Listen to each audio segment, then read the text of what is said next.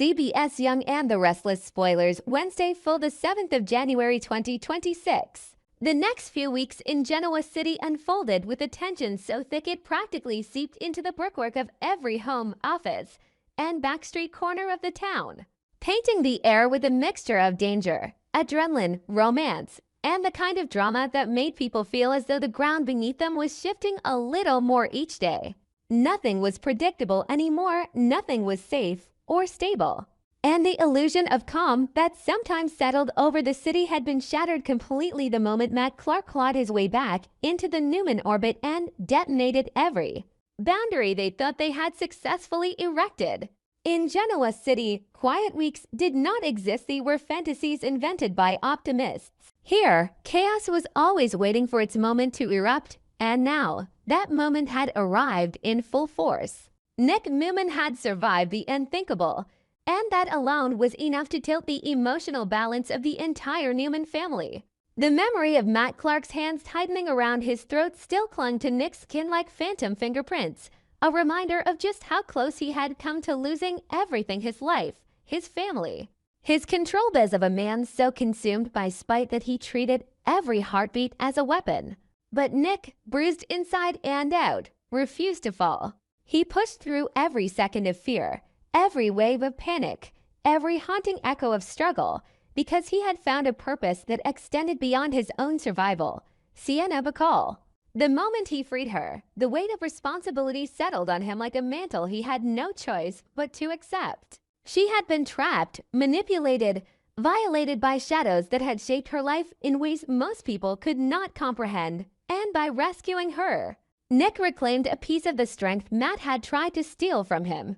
Ensuring her safety was more than heroism, it was restitution for every life Matt had damaged. And so, despite the trauma he carried beneath his skin, Nick managed to seize control over Matt at last. Not through brute force, not through rage, but through resolve. Matt Clark had underestimated him one time too many. Nick saw the flicker of panic in Matt's eyes when he realized the tables had finally turned, when he understood that all the power he thought he held had vanished the moment Nick outmaneuvered him. That shift in dynamic was monumental not just for Nick, but for Genoa City itself, because it meant the town's most unpredictable threat was no longer running unchecked. With Matt subdued, dragged out of the twisted web he had spent months weaving, the narrative shifted violently back toward the Newman family and all the fractures that had formed beneath the surface. Victor Newman and Adam Newman confronted Matt with the kind of cold, controlled fury that came naturally to men who had spent their entire lives balancing love with power, loyalty with brutality, strategy with vengeance. Their exchange of words was not a polite negotiation. It was a reckoning. Victor had reached his breaking point. Adam had reached clarity. And Matt, cornered, stripped of leverage, and now publicly exposed, found himself arrested alongside Annie Stewart, whose loyalty to him had been both her anchor and her undoing. For all his arrogance, Matt had never expected the Newman men to unify so completely against him, especially given their deep, fractured history. But nothing united the Newmans like a threat against one of their own, and Matt's decision to go after Nick had sealed his fate more effectively than any court ever could. Yet even as the authorities dragged Matt away, even with the cuffs clinking around his wrists, even with Annie trembling beside him, the damage lingered like a bruise across Genoa City's psyche. Trauma did not disappear when an enemy was captured. Echoes remained, haunting those who had been touched by violence. Nick, though relieved, felt the ache of everything he had endured. For him, the arrest was not a victory. It was only a temporary pause in a lifetime of conflict with a man who had come back from the dead more than once. Victor knew the same truth. So did Nicky. Genoa City had learned long ago that enemies with obsessions never truly disappeared. Meanwhile, Noah Newman's reunion with Sienna added a tender yet complicated layer to the emotional storm that had swept over the city. Their connection, forged under pressure and tainted by fear, now resurfaced with a depth neither of them had anticipated.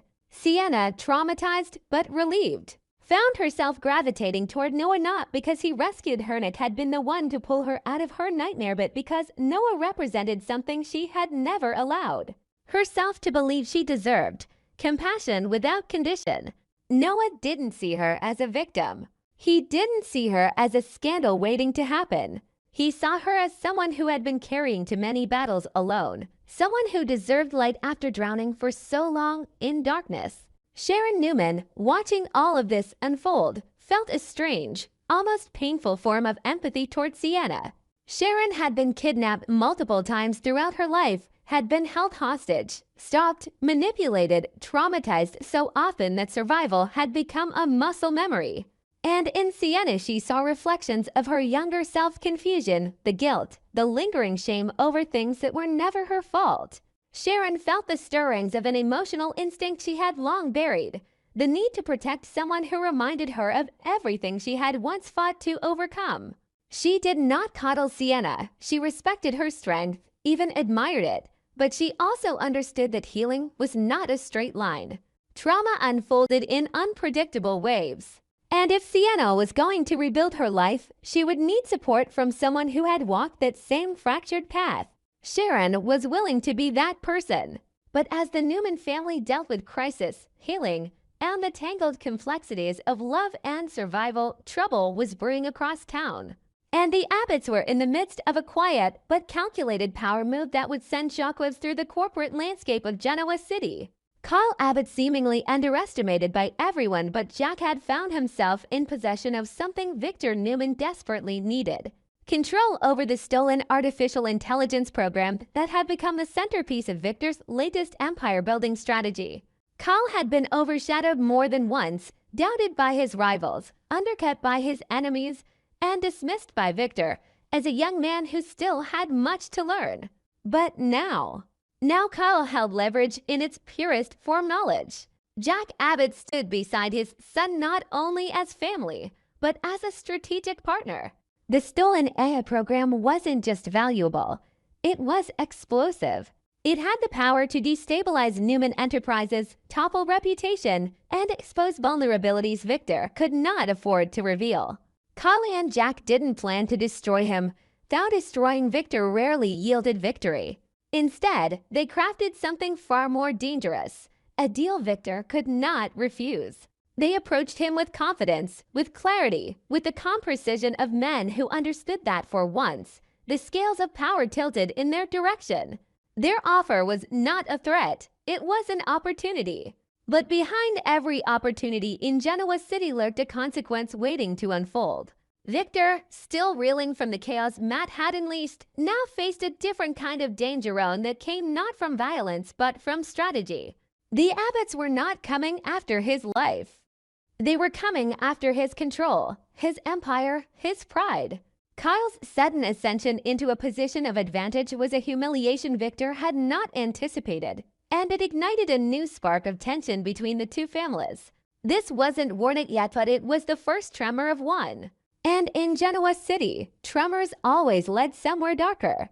What made it even more volatile was that Victor was emotionally compromised. His family had been threatened, nearly torn apart, and now a corporate threat emerged just as he was gathering the pieces. The timing was disastrous. The optics were worse. And Victor Newman hated losing at just battles, but footing, control, momentum. He was a man built on dominance.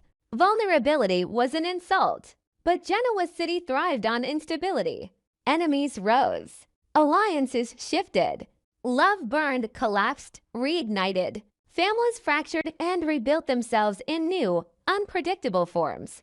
And now, with Matt Clark behind bars, Sienna rescued, Noah and Sharon forming unexpected emotional bonds, and the Abbotts gaining leverage over Victor's most ambitious technological project. The city stood at the precipice of yet another transformation. Because even though Matt Clark was captured, his presence lingered like a poison in the bloodstream of the town. Annie Stewart's involvement hinted at secrets not yet uncovered. The AI program's theft suggested infiltration deeper than anyone expected. And the Newmans, the Abbotts, the intertwined web of lovers, rivals, parents, and enemies, all of them felt the unmistakable pull of something heavy approaching on the horizon. Danger was not gone. It had simply changed shape. And Genoa City, as always, was about to absorb the impact.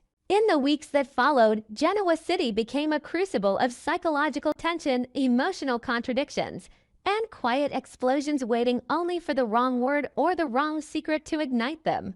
And at the heart of this restless storm was Lily Winters, who continued to send Kane Ashby the most contradictory signals he had ever tried to decode. It was as if the pieces of her heart were being pulled in different directions by the ghosts of their past and the fragile hope of their future. One moment she seemed desperate for Kane to rise, to rebuild himself, to prove that the man standing before her was not the same man who had let her down so many times. Yet the very next moment she recoiled, hesitant, distrustful, terrified of opening the door again only to have it slammed shut by disappointment. Kane felt these shifts like cold drafts in a house he could no longer navigate, and he treated Dobie the version of himself she wanted, grounded, disciplined, capable of change. But the maddening part was that Lily wanted him to be better, while Phyllis Newman wanted him to be worse. Phyllis whispered in his ear about Aristotle Dumas energy, about embracing the darker, sharper, more unapologetic side of himself, about how the world rewarded those who stopped pretending to be virtuous and instead went after what they wanted with ruthless clarity. Kane didn't know who he was supposed to become, Lily's ideal man or Phyllis' unleashed creation, and the internal tug-of-war began to corrode whatever fragile sense of identity he had left.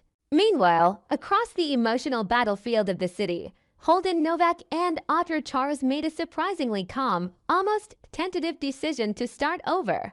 To wipe the slate clean in a town where slates were rarely clean and the past was never forgotten. Their attempt at reconciliation carried the weight of a fragile truce. But the moment Holden decided not to tell Claire Newman the full truth about what had happened the night he killed a man in the shadow room, the truce became a ticking bomb. He didn't hide the truth out of malice, he hid it out of fear, shame, and a naive belief that what Claire didn't know couldn't hurt her. But that belief was a fatal miscalculation, because nothing motivated Claire more than a hole in a story. Nothing drove her harder than silence, and nothing angered her more than being shut out, especially by someone she cared about. Holden could pretend he was protecting her, but Claire had already sensed the gaps in his narrative, the inconsistencies in the way he dodged questions, the too careful tone in his voice whenever the shadow room incident resurfaced. While Holden waded deeper into a swamp of half-truths, Nikki Newman and Michael Baldwin quietly entered a different kind of conspiracy meant to help Jack Abbott. Nikki had her own reasons, a mixture of empathy, loyalty, and lingering guilt about the times she had been the source of chaos rather than the cure. Michael had his reasons too, calculating as always, understanding that helping Jack now could shift political and personal alliances across the city in beneficial ways. But Diane Jenkins wanted none of it. She would not tolerate Nikki inserting herself into Abbott matters, and the moment she sensed that Nikki was playing advisor, ally, or savior to Jack, Diane's indignation rose like a heat wave. She made her feelings known to her husband intensely, pointedly, and with the kind of fury only Diane could weaponize. She had fought too hard, crawled out of too many graves, both literal and metaphorical, to allow Nikki Newman of all people to stand at Jack's side and pretend to be the voice of reason or compassion. To Diane, this was trespassing of the highest order. Elsewhere, another emotional storm brewed as Daniel Rowe Melody Jr. and Tessa Porter found themselves growing unexpectedly close. Their connection was subtle but undeniable, a warmth that formed not out of romantic intention, but out of mutual understanding, creativity, and a shared sense of being slightly unmoored in their personal lives. It was an innocent bond, but innocence rarely mattered in Genoa City. Phyllis Summers, attuned to every shift in her son's emotional world, began to dig for answers. She wanted to know what Daniel felt for Tessa, what Tessa felt for him, and most importantly, whether this new connection posed any threat to the fragile balance Daniel had been trying to maintain in his relationships. Phyllis was not malicious, but she was relentless, and the intensity of her questions only added pressure to a situation that was already emotionally delicate. And then there was Claire Newman, determined, stubborn, and utterly consumed by the mystery of what had really happened between Holden and Audra the night Holden killed a man at the Shadow Room. She had sworn to herself that she would unearth the truth, no matter how many walls she had to break down, no matter how many lies she had to expose. Her obsession grew sharper each day, and she was convinced deep in her bones that Audra had played a role in the cover-up. Perhaps even manipulated the aftermath in a way Holden was too frightened or too loyal to reveal. Claire would not stop. She couldn't. Her entire sense of justice, her identity, her need for clarity were wrapped around this one event. And if she had to drag the truth out with her bare hands, she would do it. Strangely enough, her search for answers drew Kyle Abbott into her orbit. For reasons half strategic, half emotional, and half rooted in the chaos of their own lives, Kyle and Claire began circling the idea of teaming up, combining their resources, perspectives, and motives to get the leverage they needed not only against Audra, but against anyone standing in their way. It wasn't friendship. It wasn't trust. It was something far more volatile. A partnership born from shared ambition and the need to feel in control of something, anything, in a world that seemed increasingly unpredictable. They didn't say it aloud, but both knew the truth. They needed a distraction, a project, a new obsession to replace the old ones that had carved too many scars into their lives. Yet even as these alliances formed and fractured, the darkest storyline have all unfolded quietly in the background within the increasingly haunted mind of Mariah Copeland. What began as fleeting glimpses, the occasional echo of a voice she believed she had long escaped, slowly blossomed into full-scale hallucinations of Ian Ward. The more she tried to dismiss them, the more powerful and intrusive they became. The visions clawed at her sanity, dredging up old traumas that had never fully healed. She felt trapped inside a nightmare she thought she had outrun years ago. As the hallucinations grew more vivid, Mariah's sense of reality weakened and the weight of fear pressed against her chest until she could barely think clearly. Her unraveling was gradual but unstoppable, a quiet descent that no one around her seemed to notice until it was too late. The day she broke was the day she became someone she no longer recognized. Confused, cornered by her own mind, trembling under the pressure of memories she couldn't distinguish from hallucinations. Mariah made a catastrophic decision. She would take Dominic Newman Abbott Winter's chancellor, convinced in her psychotic haze that she was saving him from a threat only she could see. In her mind, she wasn't kidnapping him, she was protecting him from Ian, from the shadows, from a danger she believed was lurking just outside the edges of reality. The tragedy was that she acted out of love, but from a mind fractured beyond its limits. And once she took Dominic, once she crossed that final line, Genoa City's fragile balance shattered completely. The kidnapping of Dominic Newman Abbott Winter's chancellor detonated across Genoa City like a seismic blast, turning what had already been a tense and emotionally strained few weeks into a full-blown crisis that pulled every family, every rivalry, and every unresolved trauma into its orbit. What began as a quiet unraveling inside Mariah Copeland's fragile mind had now become a city with mystery, a manhunt layered with fear, confusion, guilt, and the kind of raw desperation that made even the calmest residents feel like they were breathing air that wasn't their own. Devin Winters and Abby Newman Winters' chancellor felt the terror first, a primal and immediate panic that struck them at the core the moment they learned Dominic was gone. Their world, every assumption, every comfort, every sense of safety collapsed in an instant. Dominic was not just their son. He was the center of their universe, the anchor that grounded them after heartbreak, conflict, and the volatile history of their families. Now, the knowledge that Mariah, someone they loved and trusted, had taken him under the influence of hallucinations and psychological collapse shattered them in a way no enemy ever could. Abby's voice shook uncontrollably every time she tried to form a sentence, her body trembling as if her blood had turned to ice. Devin tried to remain steady, tried to be the foundation Abby needed, but inside he was breaking too, suffocating under the dread of imagining Dominic alone, scared, confused, or worse, caught in the crossfire of Mariah's fractured perception of reality. They didn't want to view Mariah as a threat, but love could not rewrite the danger of the situation. Every minute Dominic was missing stretched into an eternity, an open wound that could not close until he was safely in their arms again. Detective Burrow entered the investigation with a quiet precision that made the situation feel even more dire. Burrow had seen kidnappings before, cases where parents turned on each other, where criminals traded children for money or leverage, but this was different. This was a kidnapping born of a delusion, a fractured mind convinced it was protecting the child it had stolen. That kind of case was unpredictable, dangerous, emotional. And Burrow knew from experience that when the kidnapper believed they were acting out of love, it created a uniquely volatile psychological trap. They were harder to negotiate with. They were harder to predict. They were harder to stop.